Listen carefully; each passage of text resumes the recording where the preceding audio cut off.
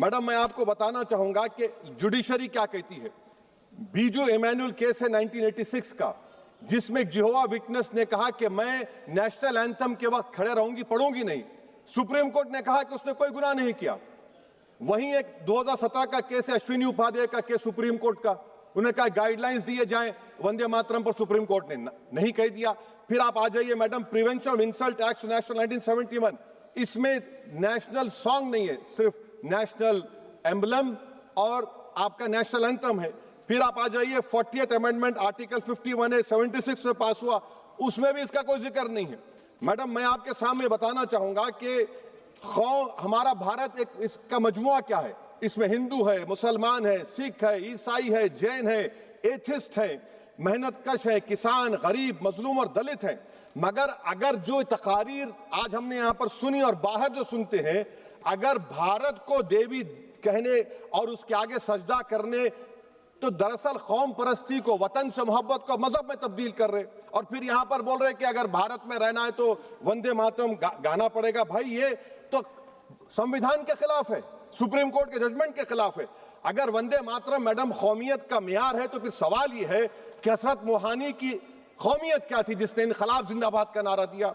अगर यूसुफ मेहरली ने quit India Simon go back का नारा दिया, तो उसकी कौमियत क्या थी?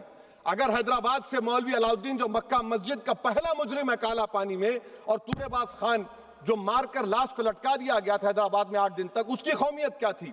अगर इनायतुल्लाह काफी जो जिहाद का फतवा अंग्रेजों के खिलाफ दिया मुरादाबाद में, जब उनको 2 दिन में फांसी की सजा दी गई, और जब फांसी की सजा के ओर जा रहे हैं तो इनायतुल्लाह मौलाना काफी की जबान पर क्या था? वो रसूलुल्लाह हमारे प्रॉफिट की नात पढ़ रहे थे। क्या पढ़ रहे थे?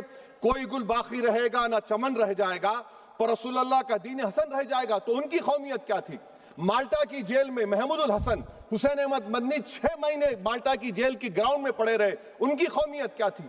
अल्लामा फजल खैराबादी का वो सेल काला पानी का पुकार कर इनसे पूछ रहा है, जो वहीं पर मर गए, खबर वहां पर है, बताओ मेरी कौमियत क्या थी? मैडम, मैं एक मुसलमान हूं, मैं इस्लाम को मानने वाला बावकार इंसान हूं, और मेरे मजहब की बुनियादी तालीम तौहीद है, ला इलाहा इल्लल्लाह, नहीं है कोई खुदा सिवा अल्लाह के।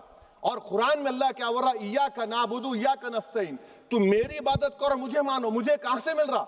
आर्टिकल 25 से मिल रहा है। मुझे कहां से मिल रहा है? Liberty of thought, expression, belief, faith and worship से मिल रहा है। तो इसको जोड़ना ये बहुत ही खतरनाक होगा। और हमारे प्रॉफेट मोहम्मद सल्लल्लाहु अलैहि वसल्लम जब मदीने को गए, तो उन्होंने उस वतन के लिए दुआ की, कहा कि अल्लाह मदीने की मोहब्बत हमारे दिलों में और इजाफा कर दे, मक्के से ज्यादा कर दे। तो ये इस्लाम, मुसलमान होना, हमारे ईमान में मुल्क की मोहब्बत बीच में नहीं आती।